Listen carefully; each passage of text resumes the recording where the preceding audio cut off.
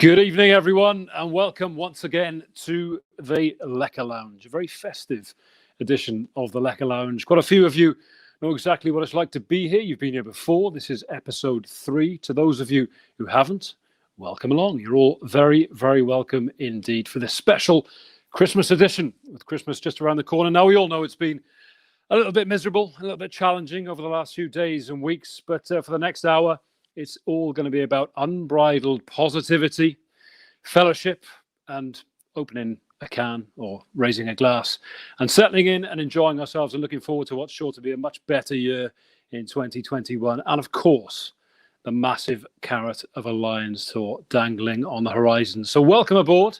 Pull on a Christmas jumper, pull up a glass, as I say, and we can imagine we're on a beach off the coast of Cape Town overlooking the ocean, or we're perhaps strolling through a vineyard somewhere in South Africa, ready to watch, hopefully, the Lions beat the Springboks and gain revenge for 2009.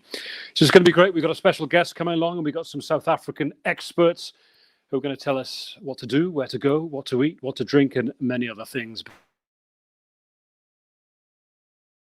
MSG Tours, Mr. Mark Gardner is on hand. I'm going to welcome him straight into the Lekker Lounge as our first guest.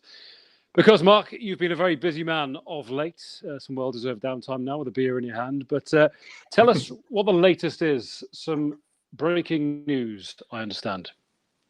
Yeah, well, even as Merry Christmas to you. I'm just imagining myself now on Table Mountain or Lion's Head with a couple of local beers in that lovely, lovely winter sunshine over in South Africa. A far cry from what we've got going on outside our windows right now. Very exciting news, actually. We're hugely honoured to give an update to the 1 million rand charity project. Just to kick things off, that we've had a huge uplift this week in our fundraising target, and we're now at 36% funded already to the 1 million rand level. And that's come from a very, very generous donation from the wonderful Andrew King from MMS 360, who called me up last week and wanted to play his part in this brilliant campaign and pledged £5,000, which is well over 10% of the full total. So we're all taken aback and very, very humbled and hugely thankful for Andrew's generosity, and I'll be certainly raising a toast to that fine gentleman this evening. So on behalf of the directors and everyone associated with this business, thanks, Andrew. That's a huge touch at a brilliant time of year, and it's going to make a massive difference to the 5 charities that we're supporting as part of the Lions. So good on you, sir. Yakida. Yeah, Yakida indeed. Thank you very much indeed, Andrew. What a phenomenal amount of money to donate. And as Mark says, well on the way to that target now. For those of you who were here for the last episode, we talked to the Beast, 10 Diamonds Hawira, World Cup winner, of course, about some of those nominated charities and the great work that's been done on the ground in South Africa. It's not just a jolly, it's not just a trip to enjoy ourselves. There's a huge charitable element to this, which I know is really important to you and the guys at MSG, Mark. Let's try and get ourselves excited, shall we? Because I know you've got some specific information about what the guys who've booked onto your tour, and perhaps the guys who've yet to book onto your tour and will be tempted to do so after tonight, what they're going to experience in South Africa. Now, we all know as a culinary destination, it's up there with the best in the world. You've already given a little plug to one of our new partners in terms of the beer that you're drinking there tonight. So tell us then about Soweto and what the guys on tour can expect to experience and what will tickle their taste buds. Well, I can't give too much away because we are still very much in the planning stages. And like any major international event, you have to be prepared for starting again from time to time when things happen outside of your control. And when we first put our big event plans into place for South Africa, there weren't the restrictions that we are currently experiencing now. Where we've got to is that what we're absolutely not going to do is put all of our customers and loyal fans inside one venue that struggles with air conditioning, or actually indoor is the term that the local rules that are in place in South Africa that we're going to probably end up adhering to with how they look in July next year are focusing on the outdoor side. And with that in mind, there's no better place than to start off our event journey in the bustling metropolis of Soweto, which is a place that absolutely has to be seen to be experienced. It's one of those one of those areas that Soweto is a township that's got over 4 million people, and inside it is very much like an ant farm of entrepreneurism. Glad I said that before. Got to the end of this first beer. It's a wonderful place where it's built upon just hundreds of thousands of small little businesses to make it happen, and as such, you get a huge amount of excitement. So we've partnered with some very significant people inside the township to bring an opening event to life that utilises lots of local vendors, different forms of street food, different craft breweries, local vineyards are all going to come together to present one huge culinary experience for our fans in an outdoor setting on the eve of the first test. And that's about as much as I'm prepared to tell you right now, but I can promise that it's going to be safe with distancing in mind, a huge focus on entertainment, a massive positivity in ensuring that all the rand that's being spent that day is spread as wide as possible to all the communities and beneficiaries within the township. And yeah, we had our first big planning session last Friday in the Wales office, and what should have taken 15 minutes to cover that one event to get the headlines, we were there an hour and a half later, writing on sheets of paper and getting it all down. Yeah, we're hugely stoked to be plotting that one. And that's what this company is all about, Mark. You can smell the passion, you can hear the passion, you can taste the passion. It's all coming shining through the screen, and as you say, a little glimpse there, a little taster of perhaps what we can expect, but nothing too revealing at this stage. I mentioned at the start there, maybe strolling through a Cape Town vineyard and sampling some of the local wines. We all know South Africa is renowned for its New World wines. That's another experience I'm sure everyone who's booked onto this tour, other than the rugby, is looking forward to. Oh yeah, hugely. If you close your eyes or just imagine where are the big wine producers in the world. Yes, you got your Argentinas, the Chilean wines, Australia, New Zealand. But I think if you stop 100 people in the street, you're going to get South Africa inside that first top five, and rightly so. If you had the pleasure to go to Franschhoek or Stellenbosch or any other wider areas in South Africa, and going on a tasting experience where you can hop around, you can do it via tram, you can do it via bus, or like we're doing next year is that over the course of the Cape Town weekend, we're using that Friday, Saturday, Sunday to take all of our clients to a vineyard that's yet to be disclosed, to have an experience, let's call it MSG style, with a few twists and turns, a little different from your usual sit down and taste 3 or 4. We're going to put a bit of panache on it and make it into a really memorable event. Sounds outstanding. Already looking forward to it, and I'm sure there's quite a few wine lovers watching tonight and have booked onto your tour, so we can all very much look forward to that. You've given us a few teasers there, a few tasters, Mark, but we're just going to have a quick look at a video now, which will give us a glimpse of what else is in store for those who'll be traveling next summer.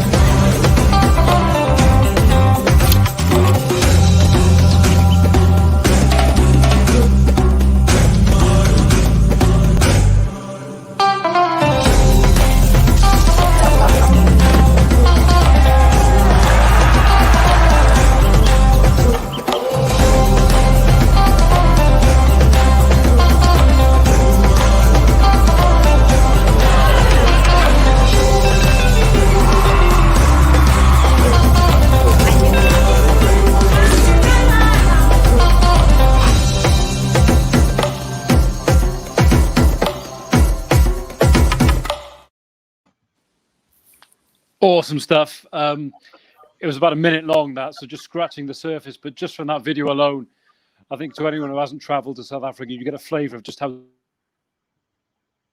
the country it is to travel in. And someone who knows only too well what it's like to travel in is our good friend Steve BALDERSTON from the South African Tourist Board. He's a regular in the Lekker Lounge. He's here again tonight, looking very resplendent in your Christmas hat, Steve, and your jumper, indeed. Welcome aboard. I think you're still in the UK, aren't you? So I'm imagining looking at that video, like the rest of us, gives you a longing to go back out there, does it? It does, yeah. Firstly, good evening, Ross. Good evening, Mark. Thanks for having me. Cheers. I've got my South African red wine here to get into the season a little bit. And yeah, you're totally right. I have beyond a longing to get back to the Rainbow Nation. With my job, I'm normally there probably 6 or 7 times a year. I'm pretty lucky, but I've been once in 2020. That was for 2 days in Johannesburg, and I had a lot of fun. But of course, that's just not enough to see an entire country and experience it in. So definitely longing to get back. Hopefully I get to come down with you guys. That would be amazing. And the last time you were on, Steve, you were the harbinger of good news. You were telling us about how low the R rate is over there and the fact they'd opened their doors to tourism. Things have taken a bit of a downward dip, I guess, in the UK. But tell us what it's like on the ground in South Africa at the moment. Well, look, that's true. Yeah, the UK not looking amazing at the moment, but look, we're still a long way off, I think. So it's too hard to say exactly what's going to happen. South Africa, statistically, is still a heck of a lot better than the United Kingdom right now, and that's worth keeping in mind. There are a couple of hotspots. There's a very similar variant of the virus over there at the moment, but it's too early to say exactly what that's going to mean. So for now, we're keeping nice and positive and strong and just thinking about drinking that wine and getting down to some sunshine in the Rainbow Nation. Glad to see you on message, Steve, because you said at the top this was all about positivity, all about fellowship and optimism. So we're gonna keep that vibe going right the way through to the end. And we've got one of the most positive, happiest South African rugby players of all time to come on a bit later. So stay tuned for that. It's going to be phenomenal. So you're the expert then, Steve. So give us an idea as we're here in our Christmas jumpers with the heating cranked up and the trees behind us. I'm imagining Christmas in South Africa this time of year has a completely different feel to it. Just a little bit of a different feel, yeah. As I talk to you in my bedroom in my share flat in West London, I'm definitely longing to be somewhere else right now rather than showing you my bed and you know, my wardrobe. It'd be much nicer to be sitting on a beach somewhere, because that is what most South Africans are going to be doing if they're living along the coastline. So just for example, one of my colleagues, Sherwin, you probably guessed by my accent that I'm from a rugby-loving nation, but I'm not from South Africa originally. He was telling me all about exactly what his family do. Now, you've got to remember that the Rainbow Nation, South Africa, has 11 official languages. There's so many different cultural backgrounds there as well. So there are so many different traditions when it comes to the festive season. Sherwin, for example, is a Cape Townian through and through, and it's pretty similar in the sense that people will be around family. They'll be having a nice hot turkey, but on a boiling hot summer's day, which is a little bit different to what we would be doing here in the United Kingdom. And of course, it's about family, friends, opening lots of presents, all that sort of jazz. But then another one of my colleagues, Pumzile, she's a Zulu, and she's from KwaZulu-Natal province. She lives in Johannesburg, and at the end of every year, at the end of every festive season, she goes home to her village. And it's a little bit different to what we'd probably be used to here, and what other South Africans would be used to within their own country as well. So like most South Africans, she'll travel home to celebrate Christmas with her family still, but her father is from a local village called Mputu. And they still uphold Christmas traditions there where children and adults dress in Christmas clothes. There's very specific clothes that they like to dress in for Christmas.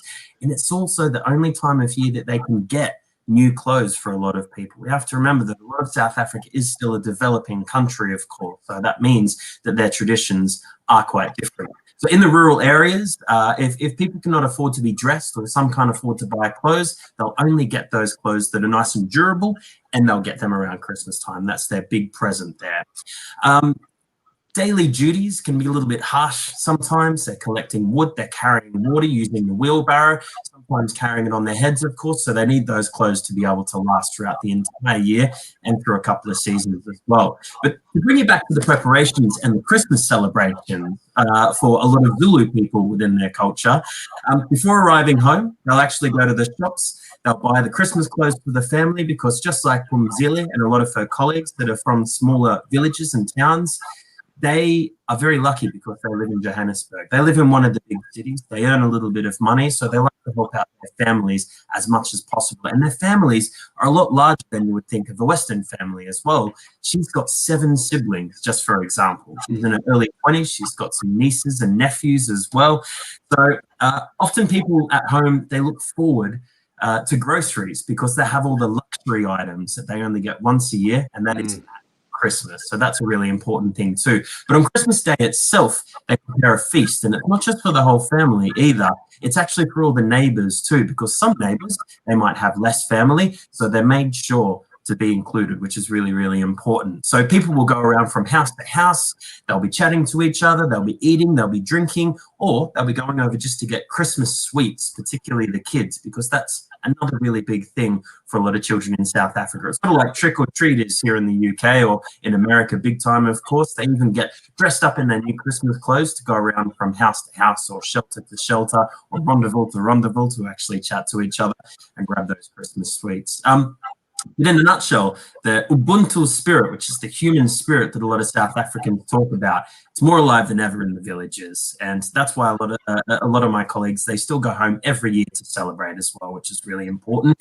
And a lot of them go home to connect with their ancestors. And they return back to those big cities nice and refreshed and ready for the new year as well. So that's a little bit about South African Christmases, but also remember that weather is just a complete change. So if it's not a village Christmas, it's a braai outside, it's swimming at the beach, and it's making the most of perhaps 30-degree weather, something that we're not used to here in the summer, let alone Christmas time. I'll drink to that. Steve, I think I understand why you've got a job at the South African Tourist Board, because your knowledge, not to mention your enthusiasm, is off the charts. So and we might need you on board in the summer just to help us with some of those pronunciations, because as you mentioned, several different languages, several different cultures, and I think that's what sums it up. We saw the VT there. We've heard you speaking so passionately about the variety of different experiences. For those who kind of look at South Africa purely through the prism of the Springboks and rugby, you may not realize there's so much more to offer. It is such a diverse country. Yep. Absolutely. That's just one layer of already very delicious cake, if you pardon the strange comparison there. But that's how we sort of talk about it anyway. There is so much more than just one side that a lot of people see to South Africa. And that's why you have to go there and experience it on the ground. Got a question for you, Steve. What's this going and seeing neighbours you speak of? What?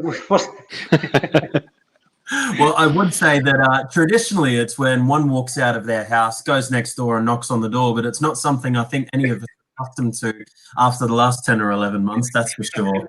But you might vaguely remember it. It sounds like something from a sci-fi movie. It's a distant memory at the moment. Hey, Steve, we're going to do our two truths and a lie at the end of the show, as we've done the last couple of weeks. So I don't want to give too much away, because there may be a South African food question in there. But to keep things general, we all know about the braais. We all know it's a country for lovers of red meat and meat eaters. But give us a little insight into what else we might expect from a culinary perspective. Absolutely. Well, I mean, I should probably just say really quickly, Ross, that you're right. When it comes to meat, South Africans love it. Red meat point of view, you get a lot of food down there, of course. But that does not mean for people that don't eat red meat or perhaps don't eat meat at all, there is still a heck of a lot on offer. And again, those bigger cities, they're going to have fantastic restaurants that can show off a lot more than that as well. But traditionally speaking, braai aside, because you're right, everyone sort of knows about that. A lot of these have their words in Dutch origin or Afrikaans origin as well. So Afrikaans is what they call a daughter language of Dutch. It's not completely the same because it's had about 400 years to change it up a little bit, but it is understandable by the Dutch, but Dutch is not so much understandable by Afrikaans, which is very, very fascinating, I find. But braai, that pretty much means roast, and that is the word for a barbecue. But you've also got something else that's quite fascinating, and this is throughout all of South Africa. Doesn't matter the cultural background.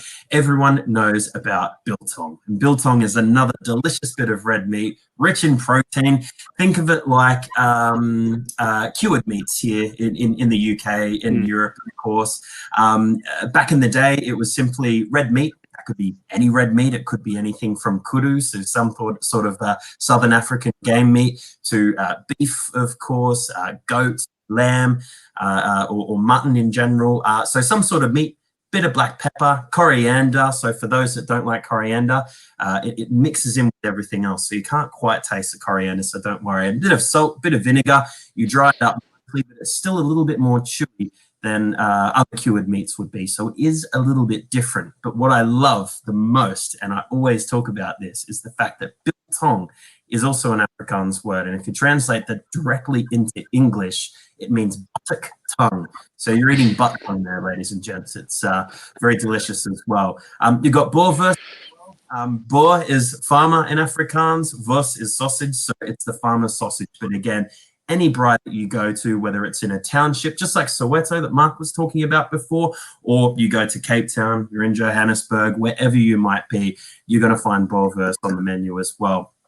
You've also got dishes too, though, and I won't get too specific as you said, Ross, but there is something called Bunny Chow, and it's delicious. Now, let me just say, when it comes to Bunny Chow, there's quite a heavy Indian influence in KwaZulu-Natal, Durban and surrounding areas there too. So when it comes to Bunny Chow, think of a piece of bread, in half a loaf of bread, scoop out the bread in the middle, and you put a curry into there. So I tend of the Cornish miners. Back in the day when the Cornish miners used to go down, they'd bring their Cornish pasties with them, they'd take them down, they wouldn't eat the pastry, they'd chuck that away and they'd eat what was inside. It's the same sort of thing. So a lot of Indian people were working on the cane fields for the British a couple of hundred years ago, and they had nothing to take their lunch in. So bread was plentifully available. They'd take it in their bread, they eat the inside, and then they throw the bread out. If you're anything like me, though, you eat the whole half a loaf of bread as well, and you regret it afterwards, but it is still absolutely delicious as well. But you've got lots of dessert food as well. You've got Coke, a couple of different types. You've got, goodness, Malva pudding. There's so much on offer there. And again, regional variants make it pretty interesting as well. Steve, you've definitely whetted the appetite. Can I just check? Did you say buttock tongue is the direct translation? Yeah, I'm sure it wouldn't be quite so popular in Britain if it was marketed that way, I'm sure. No, I agree. That's very true. No, probably best to keep it to Biltong, I think, definitely. But you are correct. Buttock tongue is the direct translation there. I like it. I'm learning something. Every couple of minutes here. It's a bit reminding me of what you just described, Bunny Chow, as the seafood chowder bowls you get in San Francisco, where you put the seafood chowder in and you're meant to just chuck the bowl away, which is effectively a hollowed out loaf of bread, as you say. But like yourself, Steve, waste not, want not, polished off the whole lot. Absolutely. It's best to do so. You might regret it for a little while, but you feel pretty satisfied later on. Absolutely. I don't know what the etiquette was, but I didn't really care, to be quite honest. All this talk of food and drink, and my willpower has been tested to the limit watching you guys drinking your beer and wine, but I'm about to tuck in now. This one is just, the condensation is dripping off it, and I'm in possibly the warmest jumper I own to follow tonight's dress code. So I need this. So I'm going into it now. And it's an appropriate time because I'm about to introduce our next guests who very kindly sent this in the post earlier today. There he is Dannon COOK. Dannon, I am very grateful indeed on this wet and wintry night here in South Wales to be supplied with something as delightful and refreshing as this. So while I take my first swig, welcome to the Lekker Lounge. Tell us about Brands of Africa. What's it all about? What's your story? Cheers. Okay. Cheers, guys. Cheers. So I arrived in the UK 3 years ago with my British wife and 3 young kids. And I've spent the last 25 years being in the drinks industry in South Africa. And over the last 3 years, I've been thinking to myself, what next? What is my next thing that's going to excite me, give me a rush? And I'm a born and bred South African boy in Cape Town, and I'm really passionate about South African brands. And eventually, the penny dropped. I was talking to one of the brands which you might have with you right now. In fact, I'll just bring it up. It's called Pear Soda. Can you see that? Mm-hmm. Pear Soda and I were talking. I was part of. They had launched, and then I came in just after they'd launched in South Africa. In fact, the ex-CEO of Coca-Cola East Africa, a guy called Greg Jensen, launched Pear Soda, and I helped him, at the beginning of the life cycle of their brand. So we were having a conversation here in the last 3 years, and eventually he said, right, let's get going with his team in South Africa. Let's give it a bash, and let's take this brand to the UK and give it a good chunk here. And that was perfect. It gives me a link to back home. I can bring a bit of the South African brands, beverage brands here. And that just unfolded to a whole lot of other brands. So I started talking to Boss Iced Tea as well, which is a beautiful iced tea, been around for about 10 years in South Africa, with its main ingredient being rooibos. And then at the same time, there you go, good man. That's the that's it. On message. And also, after we've had indulged in a whole lot of alcohol, they've just launched recently these new health shots. So there's multiple health shots that you can get. Some that are, can facilitate your gut health, some to give you glow and energy, and then recyclable bottles. But basically, rooibos means red bush, and it's got multiple benefits. So anyway, long story short, and then this was all happening while coronavirus has come across the world, and we went into lockdown. And the wine farms, unfortunately, and beer brands and anything alcoholic were really, really in a pickle, because I don't know if you guys are aware, in South Africa, lockdown meant no booze, alcohol, no cigarettes. I think it was for 4 months. So not only did I have some very unhappy friends living in South Africa, seriously, a lot of the wine farms and the alcoholic beverage brands were suffering. Now, you do have a presence in the UK, and for years with South African brands, be it some good wines. Well, in fact, they're always good wines, and few spirit brands or whatever. But those are the big mainstream brands. The brands that we have decided to work with and partner with is what we call SME brands, small medium enterprise brands. So brands that are legitimately, need a bigger opportunity to be selling outside of South Africa. Now, a lot of the wines that we are dealing with right now do have a presence here, but we've partnered them with exclusively on what we call B2C, so online, taking brands to people's doors. But long story short, I'm talking about we, so let me introduce my business partner who's unfortunately not with me. We two born and bred South African boys. We played rugby, at school. Graham went on further and played, Graham Baldwin is my business partner, played rugby, after school and played fairly well. And we had met, over the last year in business. And so when I came up with this idea of let's get cracking and represent these South African brands that we're so passionate about and we feel lekker about and we want to bring to the UK, Graham was the obvious person to come in as a partner, because, you got the business is built around two South Africans who live in the UK, and both of us through our bloodline have got a lot of British blood in us. That still means we're going to support the Bokke against the Lions. Sorry, guys. And we thought we both got, together collectively 45 years of drinks experience across cider brands, Red Bull energy drink, Corona beer, etc. And it was just a great partnership to be had. We've got these wonderful SME brands. As I said, the Pura Soda, the Boss. We've got the Turin wines, Beersla wines. We've got Raats wines.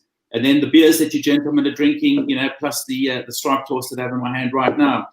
So, Ross too, I was listening to Steve just now. I'm sure he's got South African blood in him. He's incredibly passionate about the country. we found an opportunity, to represent South African brands living here in the UK, and it gives us a close link to back home.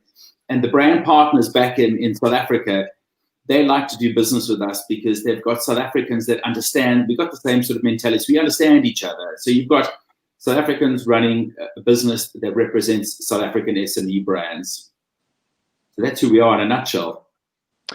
Well, Dannon, it's a pleasure to have you on board, and I wish you all the very best success with your venture and with your business. You're right about Steve. He is as good as an ambassador for South Africa as I think you could find. And the same goes for yourself as well. Thanks ever so much for the beer and the wine as well. We're enjoying these. Someone else who I'm convinced enjoys a good South African beer or wine is the next guest on our podcast. We mentioned him earlier. I'm not sure I've revealed his identity, so let's do so now. He is a Springbok world champion, and as we mentioned, one of the happiest, most optimistic men in rugby. It is, of course, Schalk Brits. There he is. How are you, sir?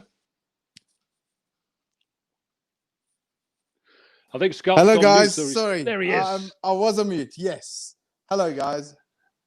Now, Schalk, you sent us a picture earlier of your kids playing a game of outdoor chess with blue skies and what appeared to be a very warm climate. Everyone's wearing shorts and T-shirts. We're all hunkered down here in a British winter with the rain hammering against the window panes. It seems the conditions where you are significantly better. Well, I'm sweating as I've got a top on and this Christmas hat, whatever you call this thing that I've got on, and I'm sweating as I'm sitting here talking to you guys. So where are you exactly in the world? I'm in the Garden Route. Well, that's the southwestern part of South Africa. Beautiful place, and I'm actually at my parents' place in Mossel Bay. Now, the garden route, Schalk, is something that we've all heard about. One of the most beautiful parts of South Africa. Plenty of wine. It's wine country there. Plenty of amazing beaches. To those who are listening and watching tonight, if you had to sell that region to them and tell them what to most look forward to, what to experience when they're out there, what would you say? I think the beautiful thing about South Africa is actually the people. You know, they sell it. They're friendly. Even the people that don't have much, they smile and they get on with it. And the same about this country. This country is unbelievable. It's beautiful, great scenery. There is every now and then you get bad news out of it, but in general, the place is beautiful. I mean, you can go taste some different wine. You can go surf. You can play golf. You can lie on the beach. You can just enjoy good food, good people, and good weather. Sounds good to me, Schalk, and we're in need of that right now here in the UK. It's the actual winter solstice today, which means it's the shortest day, the darkest day, both literally and metaphorically, if you watch the news at the moment. But we're going to stay positive tonight, as we've been saying since the start of this show. And I want to offer my congratulations. You're a World Cup winner. Phenomenal tournament in Japan last year. It seems like a long time ago already, but I've just finished watching that amazing Chasing the Sun documentary, an incredible bit of television, incredible documentary. Just watching it from the outside in made you feel part of it. What was it like to go along for that ride yourself?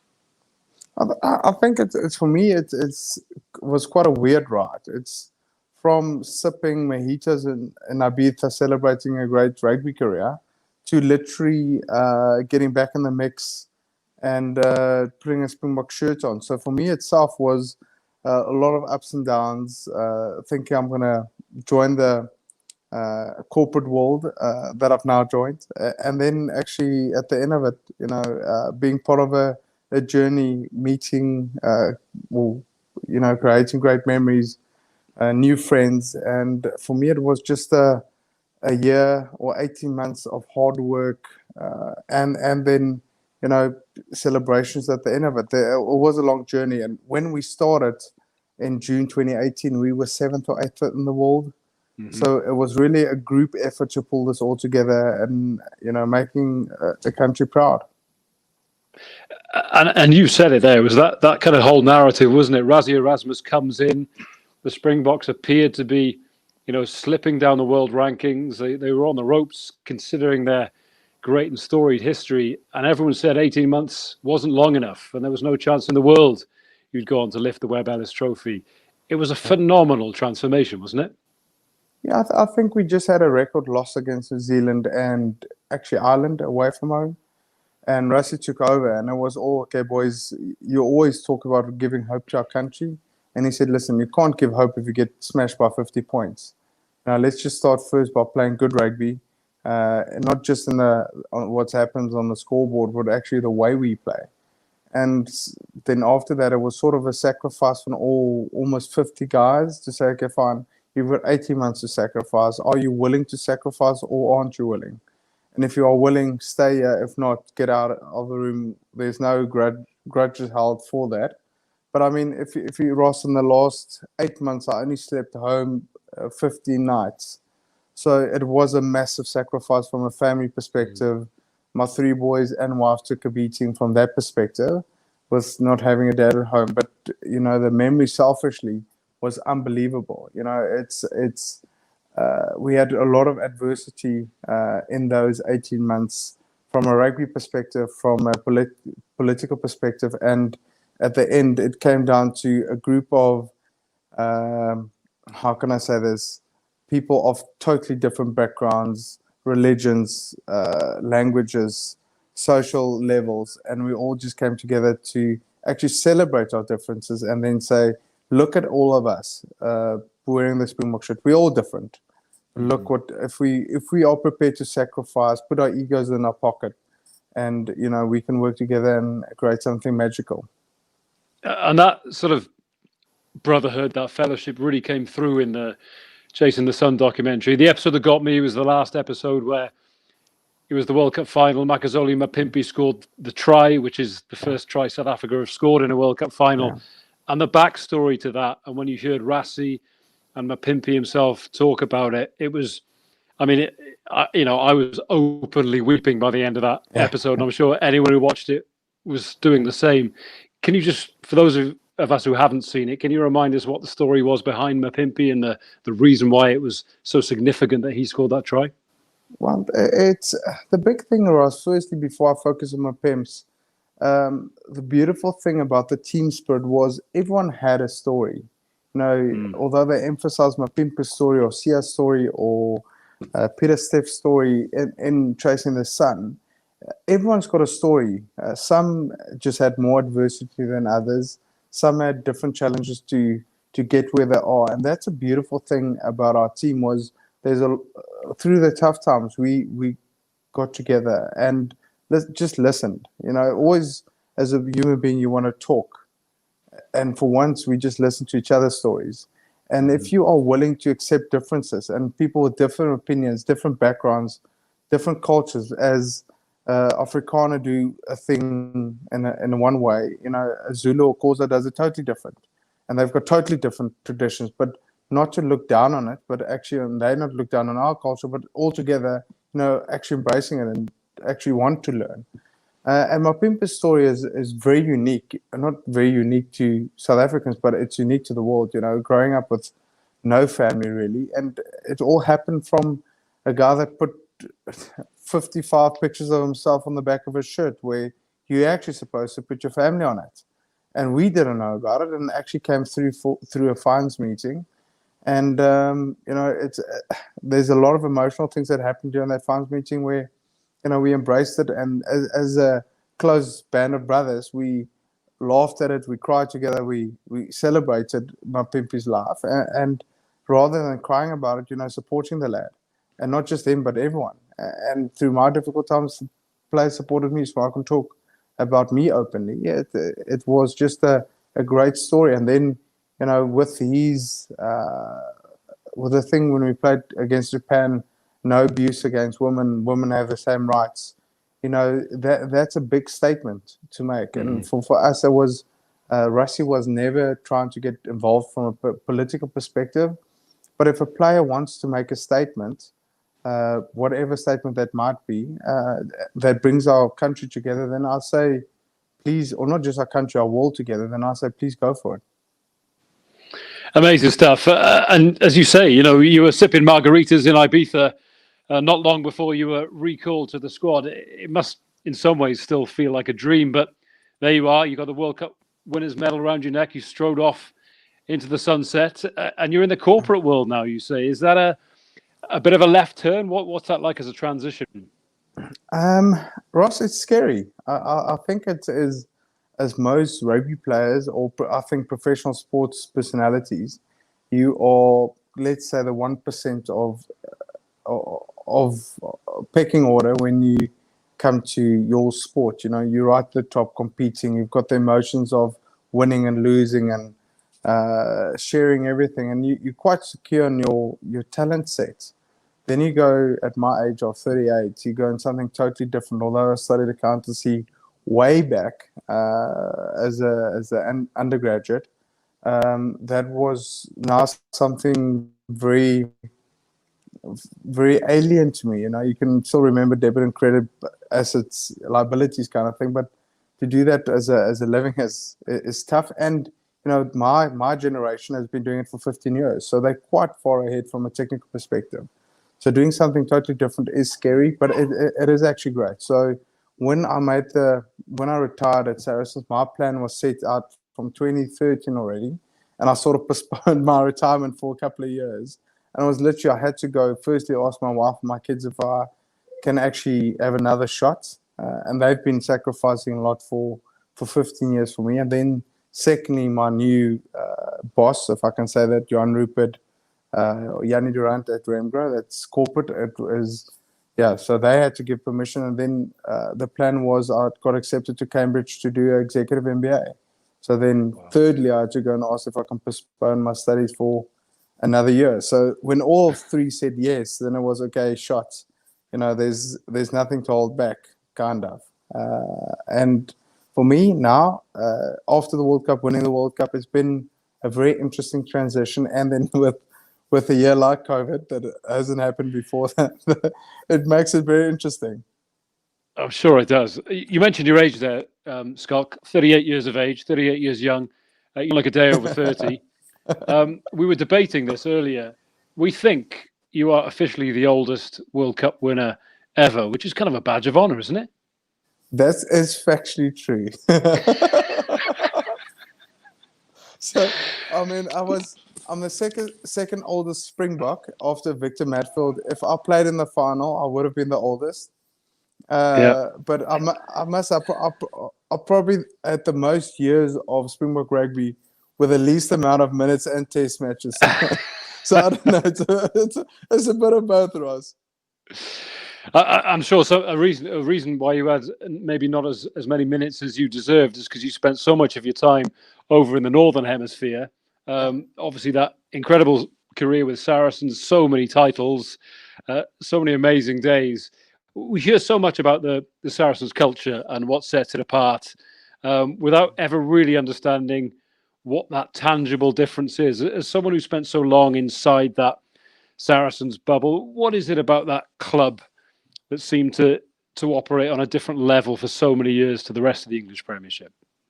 Ross, let me first start by saying going to the UK was probably the best life decision I've ever made. The idea was in 2009 when I finished at the Stormers and decided to go play abroad. My head was always going to France. New culture, new wine, new sunny adventures. Never thought about England. You know, it doesn't fit my style of rugby. And out of the blue, Jan Rupert invested, Nigel has always been invested, and it was sort of Brendan Fence who took over as coach. And he said, listen, Schalk, we're not here to win anything. We're just here to make memories. And I thought, this guy's absolutely nutters.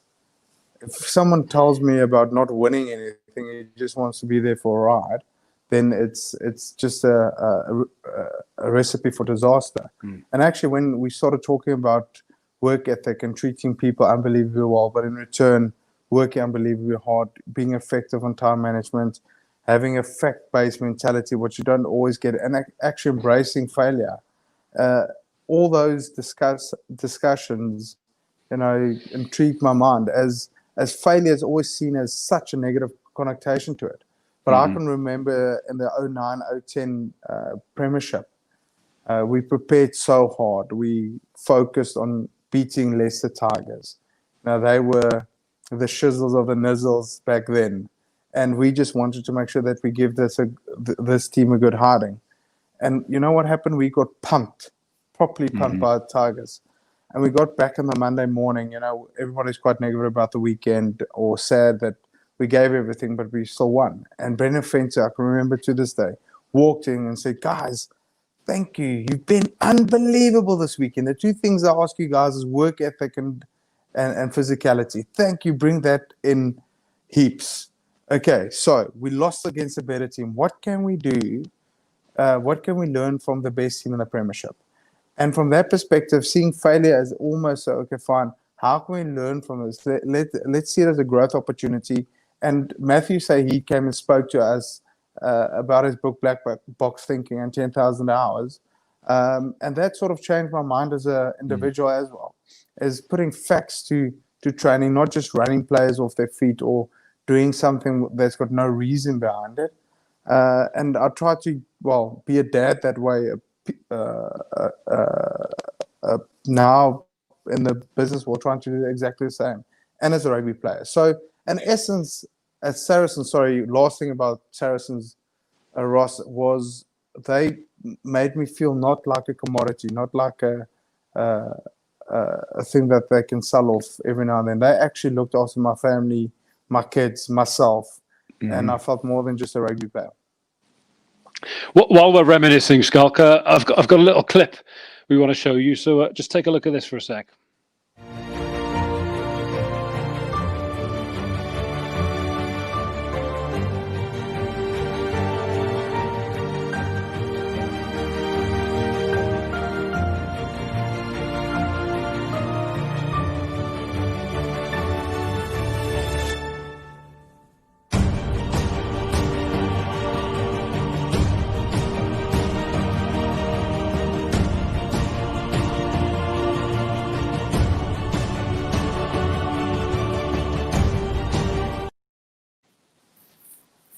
Some memories there, some lists of the titles you won, including, of course, the World Cup we've been talking about.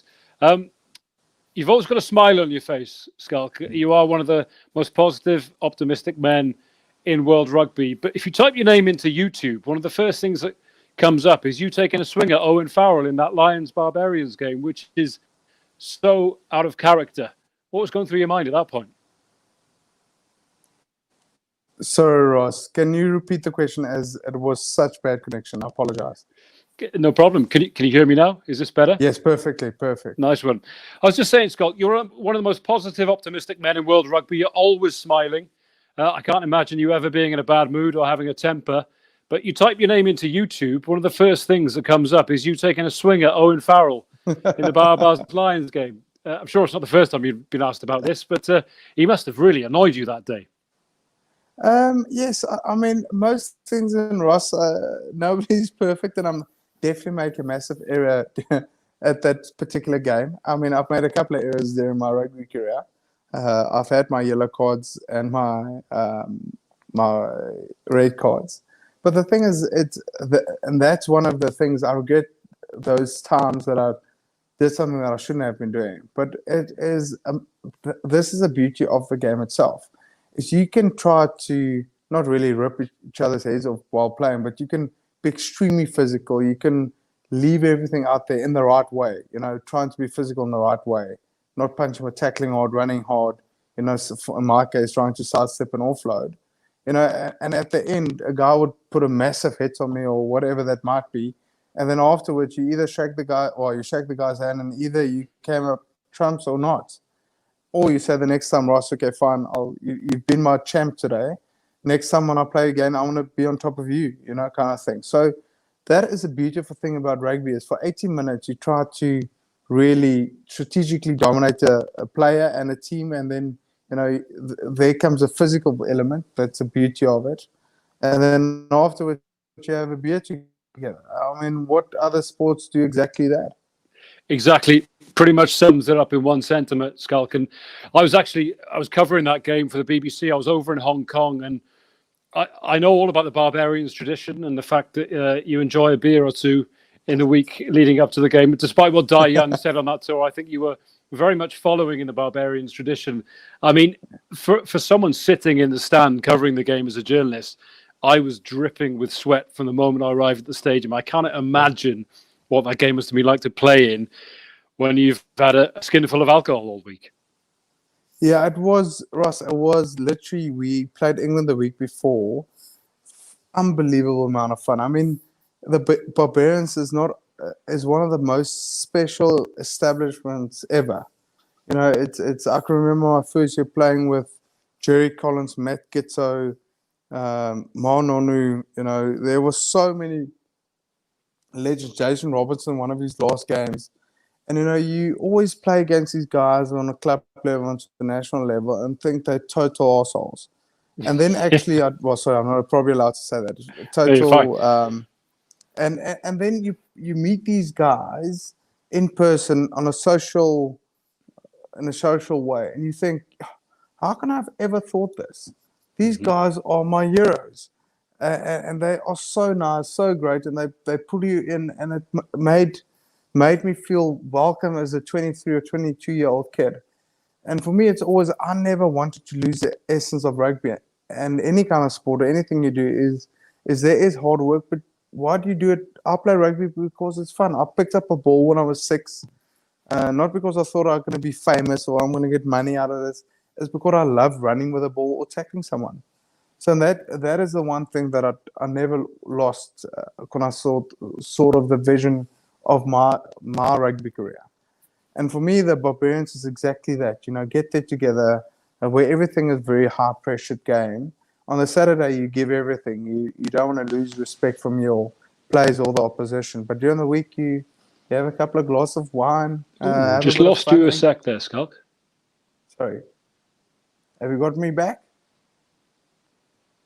Ross?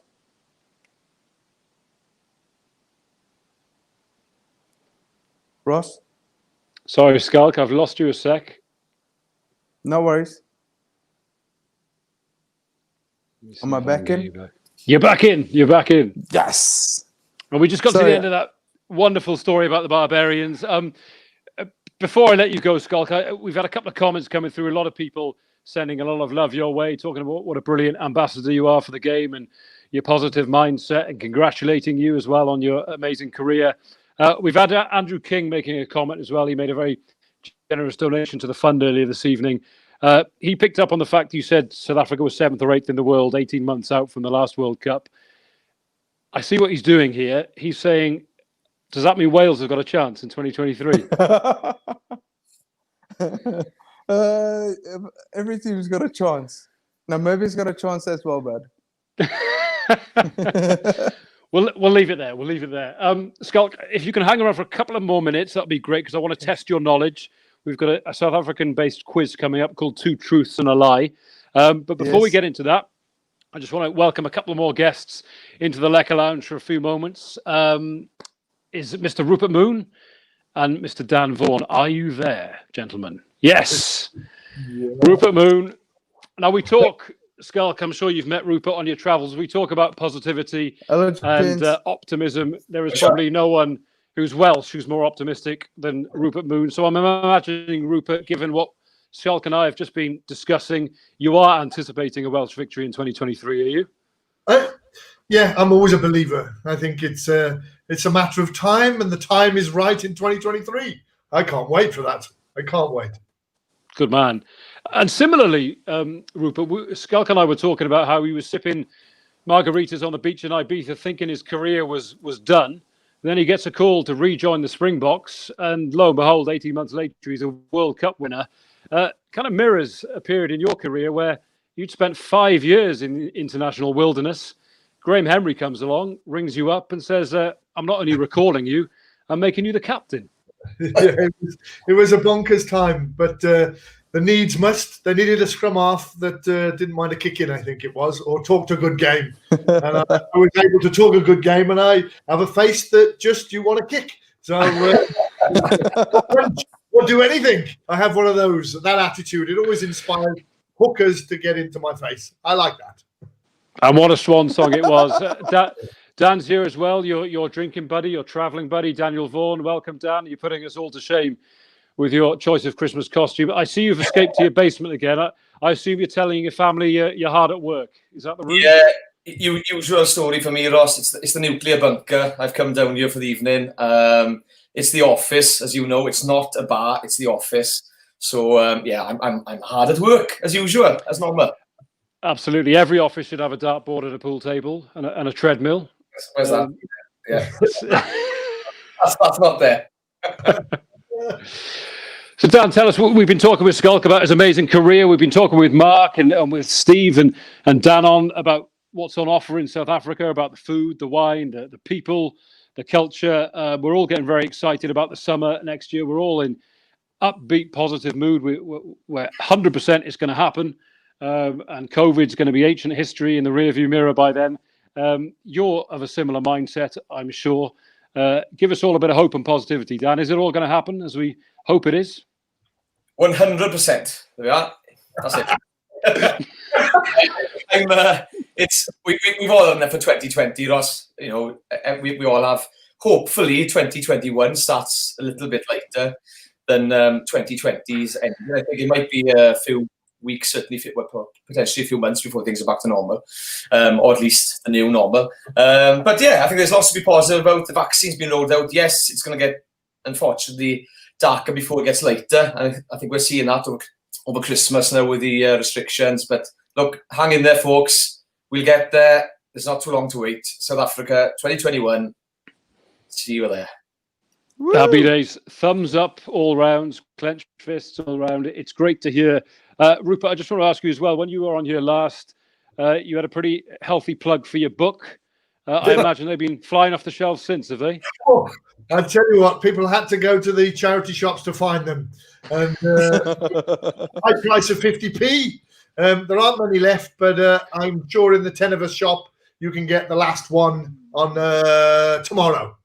There we are, just in time for Christmas. And what better present could anyone possibly wish for? Have you got a book in you, Schalk?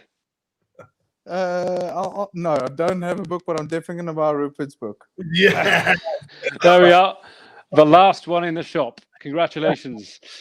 Gents, it's time for the quiz. 2 truths and a lie. I can't quite remember how you performed last time out. Very well. Very well. Were you the winner? Were you the victor? There we are. So you're the defending champion, that means, Rupert. Yeah. So we've got a question which has been supplied by our South African experts. I'm not pretending to be that. I think, let me just check to see if we got room for anyone else, or is it just you fellas who are going to be answering? Let me just have a quick word with the guys in the green room. No, I think it's just you guys. So, yes, he's got the book. hang on, who's got the book? He's got the book. Yes, cut to the book. Send it to Schalk now. I hope that isn't the last copy, because Schalk had his eye on that. Yeah, you can. I'll give you a dinner. Right, we may be able to bring in the guys to adjudicate, but here's the question. Are you ready, guys? Go for it. Okay, so I'm gonna read out 3 facts, 2 of which are facts, 1 of which is a lie. I want you to identify which is the lie. Is it 1, 2, or 3? So fact number 1. Bunny Chow was introduced to South Africa through the Indian community in Durban. Bunny Chow was introduced to South Africa via the Indian community in Durban. Number 2. Biltong, which you'll have heard Steve talking about earlier. Biltong is identical to jerky. The only difference is the place or the country in which you eat it, which dictates the name. And number 3, South Africans celebrate Christmas in the summer. Not in the winter, but in the summer with a braai or traditional dinner. 3 facts, 2 of which are true, 1 of which is a lie. Can you guess which is which? I'll happily adjudicate, gentlemen. Ah, there he is. There's Steve. Right, my screen has got a bit fuzzy, but I can see that Schalk is still there, Rupert's still there, Dan's still there. And Mark, are you participating or are you refereeing? Yeah, I mean, Come on, Scott. You got in there. So we got 4 answers, and Steve is going to announce the winner. So, Schalk, you should know this. Which is the lie out of those? 2's the lie. 2 is absolutely bull dust. Rupert, if you hadn't already made your mind up, that is a significant clue, or it might be a significant clue. What is your answer? Rupert goes for 2. He may well have been influenced by Schalk. Daniel? 2. Number 2. No one's going off. If I get it right, can I get? If I get it right, can I get Rupert's book? Yeah. I think that's only fair. I think that's only fair. The rest of us get some beer and wine, and Schalk gets the book. Mark? Yeah, why? I'm going to break tradition. I've had 2 of these got black, so I'm feeling a bit loose. So I'm going to go number 1. Number 1, you think Bunny Chow being introduced to South Africa through the Indian community of Durban is a lie. Dannon, is it fair to ask you, or are you too much of an expert? I wouldn't say an expert, but you can't compare. Schalk will tell you. There's no comparison between the 2. Biltong. Okay, Steve, it looks like we've got a virtually unanimous decision. All 5, other than Mark, have gone for number 2 as the lie. Would you care to reveal the winner, please? Well, I mean, yeah, absolutely.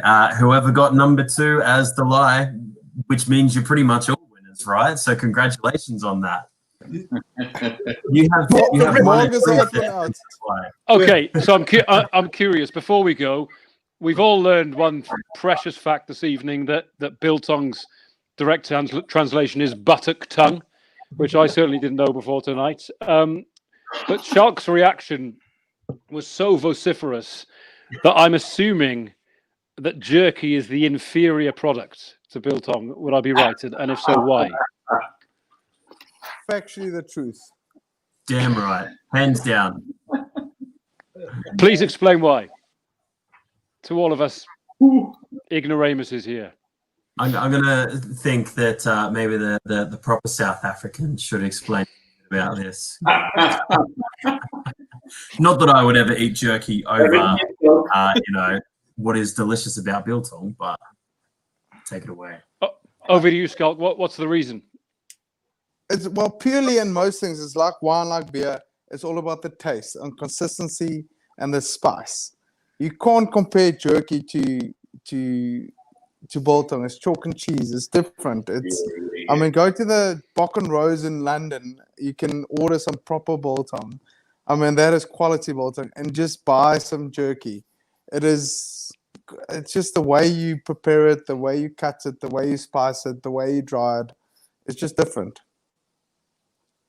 I'm taking your word for it. You are the expert. I'm going to get me some Biltong in time for Christmas. Maybe not so much jerky.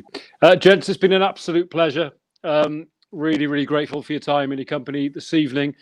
Schalk, congratulations on an amazing career. Best of luck for your future adventures. The oldest man to win a World Cup. Great to see you. Rupert, likewise. Looking forward to catching up with you very soon. Same to you, Daniel. When I'm allowed into your man cave, I'm going to come and take you on at darts. Steve, as I mentioned at the start, your knowledge, wisdom, and enthusiasm is unparalleled. We'll definitely have you back for more. And Dan, on debut in the Lekker Lounge, an absolute pleasure. Thanks once again for the beers. And I believe as well, Dan, and I should mention, we'll be sort of tweeting this through the channels, but there is a code that listeners and viewers can use if they want to avail themselves of your products over the Christmas period. And hopefully you will get plenty of orders off the back of this. But all that remains for me to say is our next Lekker Lounge is on the 19th of January. We'll have more of our partners and friends and experts to come along for the ride. We'll have another quiz, no doubt. So all that remains for me to say is a very Merry Christmas to you all and a Happy New Year. Nadolig Llawen, blwyddyn newydd dda, and here's to a COVID-free 2021. Take it easy, guys. Lekker. Lekker, everyone. Lekker. Merry Christmas, everyone.